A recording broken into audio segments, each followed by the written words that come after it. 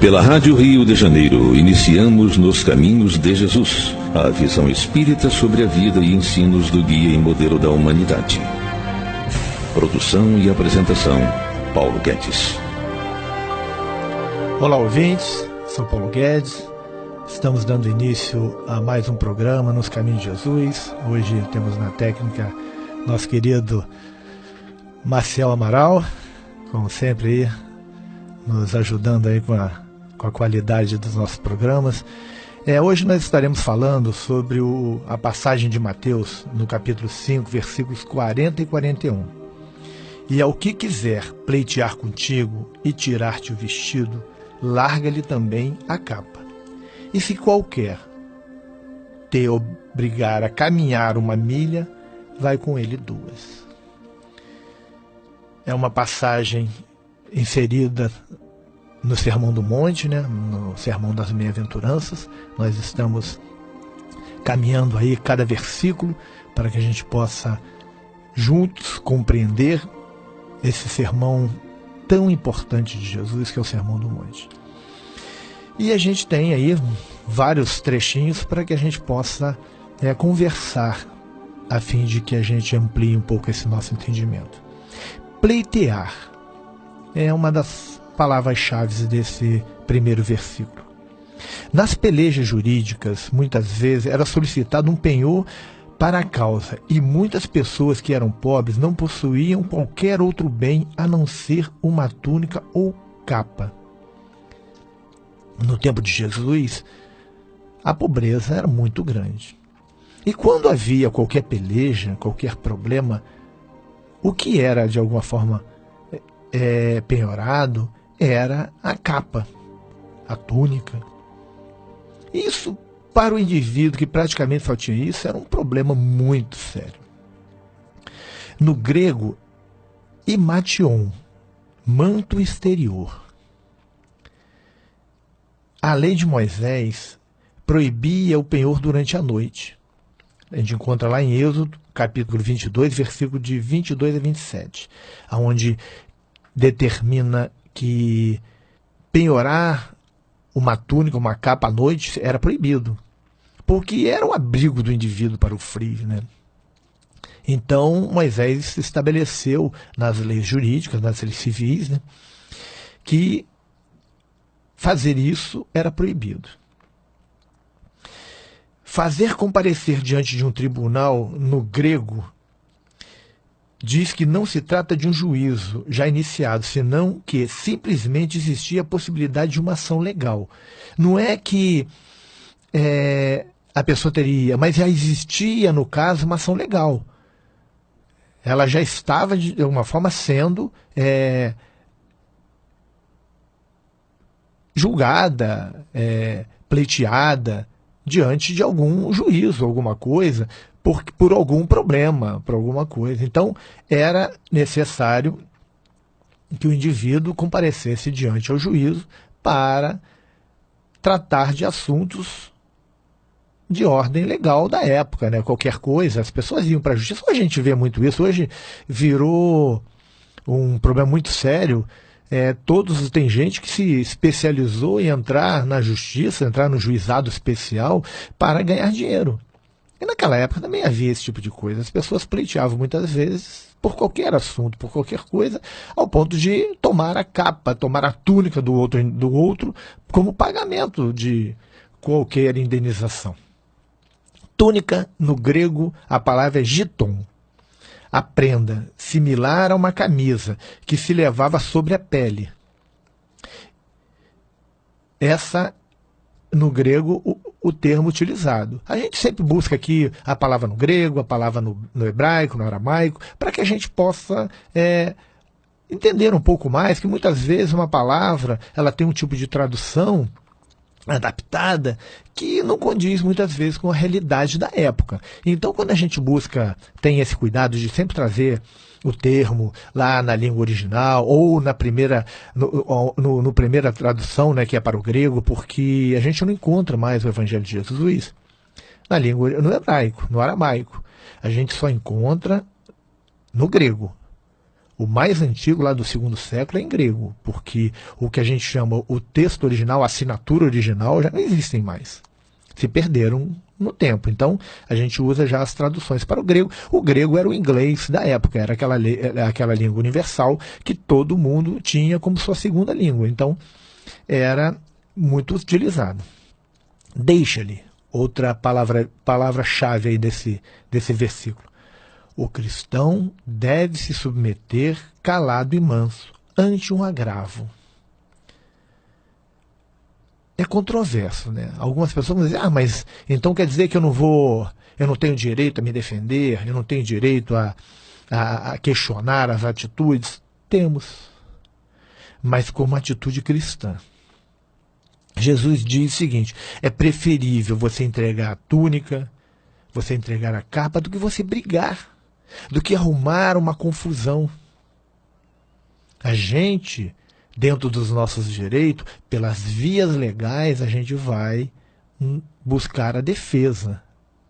Mas não podemos ir para a briga. Não podemos criar um problema muito maior do que realmente o é. É o que eu falo do pessoal que vai para a justiça porque aconteceu umas coisas mínimas que se resolvem com facilidade, que não trouxeram prejuízo, muitas vezes nenhum ou muito pequeno. As pessoas até às vezes têm um prejuízo de R$10 e vão lá pleitear danos morais para arrumar 10 salários mínimos, 20 salários mínimos, com uma visão exploratória só. Só quero ganhar dinheiro. Eu não quero resolver problemas. Eu quero que os problemas apareçam para que eu ganhe dinheiro. E a gente não pode mais enveredar por isso. Principalmente nós que acreditamos em Jesus. Passando pelo Sermão do Monte, a gente percebe que não dá para viver da forma que está se vivendo. E vamos dar continuidade. Veste, capa, do grego imation, o manto exterior ou capa que costumava ser usado como coberta pela noite e que era diferente de gitom. Muitas vezes, um pobre não tinha nenhuma outra coisa que dar como prenda senão sua própria capa. No entanto, a lei de Moisés proibia que o credor retivesse essa vestimenta como prenda, né, como garantia, durante a noite, como a gente viu lá em Êxodo. Em vista disso, de que a capa era considerada mais essencial do que a túnica, que é a roupa interna, né? Cedê-la sem resistência demonstraria uma concessão maior, sobretudo em vista de que a lei outorgava ao dono certos direitos sobre sua capa. Se você tem o direito, e mesmo diante desse direito você abre mão muitas vezes dele para que o problema não seja muito maior, isso é grandeza. Isso é uma grandeza de espírito. Porque eu não imagino Francisco de Assis, Madre Teresa de Calcutá, Bezerra de Menezes, Kardec, brigando sem necessidade. A gente lembra lá do Alto de Fé de Barcelona, quando pegaram os livros que Kardec mandou para a Espanha e queimaram em praça pública. Kardec tinha direito a entrar na justiça pedindo de volta, mas optou por não brigar. E o que aconteceu? A igreja, na época, foi vaiada em praça pública pelo ato autoritário. E os livros do Espiritismo foram divulgados com muito mais ênfase, porque o povo se interessou em saber o que era aquilo. Então, muitas vezes, não é o caminho ideal a briga. Vamos tentar a conciliação. Vamos tentar trazer a paz para os nossos corações. E a gente dá continuidade. Aí é uma outra palavra, briga, do grego agareo, obrigar a servir. A palavra ágaros é um vocábulo tomado do persa e relacionado com o verbo anterior. Significa correio de cavalos. Os persas usavam este termo para designar os correios reais do sistema imperial de postais que eles aperfeiçoaram até chegar ao magnífico grau de eficiência. É o nosso correio de hoje, só que naquela época com cavalos. Porque, imagina, na época de Jesus não existia o nosso sistema de postagem, de correio, de telegramas, os e-mails, não tinha nada disso, WhatsApp, não tinha nada disso. Então, os persas, eles criaram esse sistema de levar correspondências e era muito eficiente. A gente vê isso em Esther, capítulo 3, versículo 13. No tempo dos romanos, Agareuou e Ágaros se referiam ao serviço obrigatório do transporte de apetrechos militares, que era um transporte obrigatório que tinha dos apetrechos, né, das coisas que os militares usavam quando saíam para a guerra, para qualquer coisa. Epiteto aconselha com respeito a esse serviço. Ele fala o seguinte: se há um requisito e um soldado toma o asno, deixa-o ir. Não te resistas nem te queixes, porque caso contrário te espancarão no final. Perderás o asno também. Resistir era provar um trato cruel.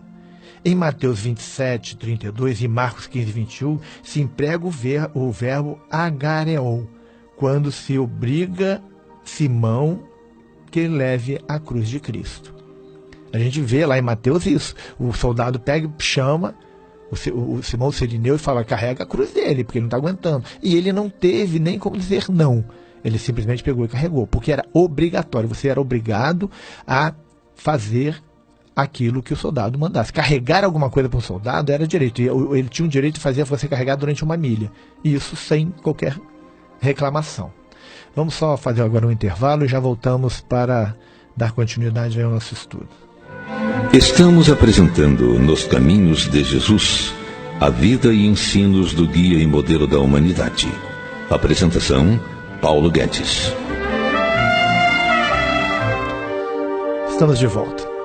Vamos falar agora sobre a segunda milha. Quando eu falei, acabei de dizer que o soldado ele tinha o direito de pegar alguém, quando ele tivesse com algum apetrecho, algumas coisas para carregar, e dizer: ó, carrega uma milha para mim. Aí que terminasse essa milha, ele pegava uma outra pessoa e mandava recarregar mais uma milha. A milha era direito do soldado de mandar alguém carregar. A segunda milha, já não. A figura de linguagem em nosso verso é estranha para nós, mas bem conhecida entre os ouvintes de Jesus. Quando Jesus fala: se alguém te pedir para carregar uma milha, carrega duas, anda duas.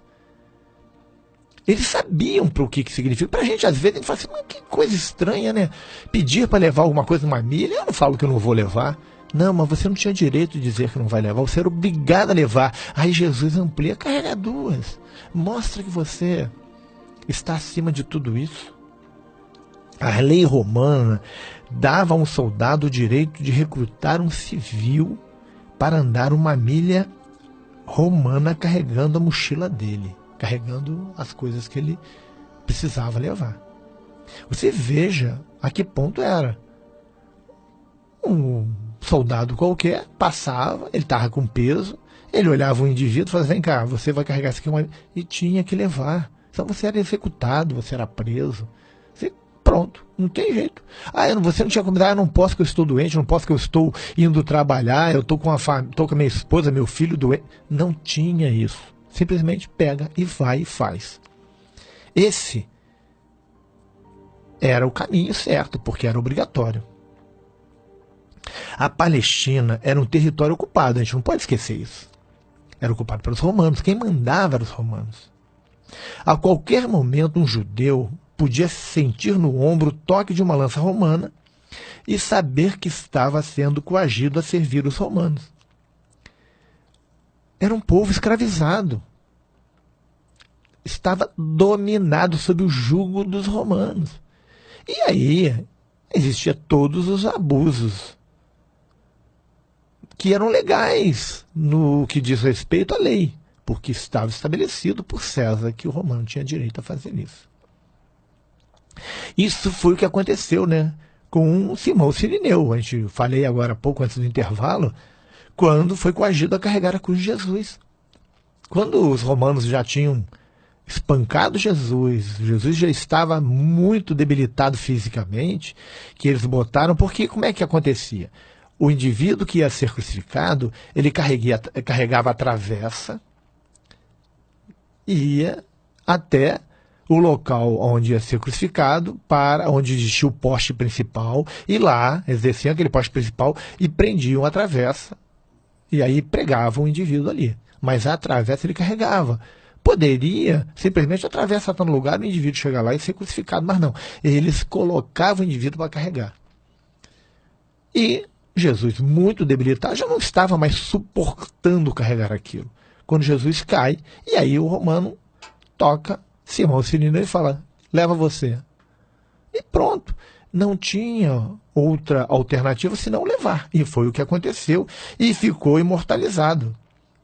O Cirineu carregou a cruz de Jesus. Não por vontade, por obrigação. Muitas vezes a pessoa fala, o Cirineu ajudou Jesus, carregou. Não, ele foi coagido a carregar a cruz. E nós somos coagidos a tantas coisas. Não é verdade? No nosso dia a dia, somos coagidos a tantas coisas. E vamos cumprindo as exigências legais, mesmo que não concordemos, porque é a nossa obrigação estar seguindo a lei. Quando não concordamos com qualquer lei, vamos fazer movimentos para que essa lei, de alguma forma, venha a ser revogada ou que se crie uma outra lei que substitua essa. Mas não vamos deixar de cumprir as leis. Isso é uma obrigação do cristão. A lei se destinava a aliviar o soldado romano, mas era considerada vil porque fazia com que os oprimidos carregassem o equipamento de seus opressores. Você se coloca no lugar de um judeu. O povo oprimido pagava impostos extremamente altos, não tinha direitos civis quase nenhum, e ainda, quando se deparava com um romano, ele pegava o indivíduo e mandava carregar a sua bagagem por uma milha. Essa tarefa incitava o temperamento de muitos judeus. Muitos judeus eram extremamente revoltados com isso. Aí eles não podiam se rebelar porque eram esmagados pelos romanos. Porque quem tinha todo o poder bélico da época eram os romanos. E eles impunham autoridades dele com a espada. Aqui reaparece o radicalismo de Jesus. Olha só como Jesus radicalizou, mudando o conceito de muitas coisas. Não só deviam seus seguidores carregar as cargas pela distância exigida, como também deviam se oferecer para andar uma segunda milha sem ressentimento. Jesus queria que o indivíduo entendesse o seguinte: eu não tenho que ficar revoltado, eu não tenho que desenvolver o ódio em meu coração, eu tenho que seguir. Quer que eu carregue uma? Eu faço duas, porque eu estou acima de tudo isso, porque eu compreendo a grandeza da própria vida, eu sei o que é o perdão, eu sei o que é o amor. Uma das características do verdadeiro cristianismo é produzir homens e mulheres da segunda milha, porque o verdadeiro cristão, ele não faz só o que é da lei, ele vai além. Eu não posso fazer uma coisa porque é obrigatório, eu tenho que fazer uma coisa porque eu vou além do que é obrigatório. E o importante é como caminhar a segunda milha. Eu tenho que caminhar a segunda milha sem resmungar. Tenho que andar nela com alegria, com entusiasmo, sem ressentimento e sem reclamação. Às vezes, a gente vê isso dentro da casa espírita. As pessoas fazem o que é obrigatório. As pessoas seguem regras de disciplina para que a casa tenha um bom funcionamento, porque é obrigado. Elas não fazem por satisfação. Elas não fazem as suas atividades por satisfação e mais, não vão além da obrigação que têm com as suas atividades. E isso é que nós devemos fazer. Como cristão, como espíritas, como ser humano que quer desenvolver a plenitude. Isso quer dizer, meus irmãos, que ser cristão não custa. Manter-se cristão e trabalhar para o Cristo é que é complicado. Porque ser cristão, colocar o rótulo é muito fácil, não custa nada. Agora, se manter e trabalhar para o Cristo é que é a grande dificuldade que temos. Portanto, aqueles que querem ser verdadeiros cristãos são estes, os da segunda milha. Só os que andam a segunda milha, só os que fazem o que é além da sua obrigação, é que são os verdadeiros cristãos. É aquela história, quer pedir ajuda a alguém, está precisando de alguma coisa, pede ao que está ocupado. Porque ele arruma um jeito e te ajuda. O que está à toa normalmente não tem tempo. Porque o outro já está na segunda milha e o primeiro ainda nem andou a primeira e está resmungando, reclamando, falando mal de todo mundo. Essa é a grande verdade. Na primeira milha, encontram-se as pessoas que chegam na hora e saem na hora. Aquelas pessoas que vão trabalhar, por exemplo, chegam na hora que começa o expediente e quando termina, saem. Na casa espírita, é aquelas pessoas que têm uma palestra pública naquele dia. Ela chega 5 para as 8 ou chega 8 horas em ponto, se a palestra for às 8, e às 9 horas, quando acaba a palestra, ela sai, vai embora. Na segunda milha, encontra as pessoas que chegam antes e saem depois. São aqueles que chegam antes para organizar tudo, para que todos que quando cheguem esteja tudo limpo, os banheiros limpos, o salão arrumado, o som preparado, a cantina pronta. E saem depois porque vão fechar a casa, vão fazer a limpeza prévia, vão deixar tudo organizado. Porque tem gente que gosta, sai da casa espírita e deixa a casa bagunçada. Só que a casa espírita ela é utilizada 24 horas por dia, porque os benfeitores utilizam os espaços, muitas vezes, para socorrer espíritos que estão em sofrimento.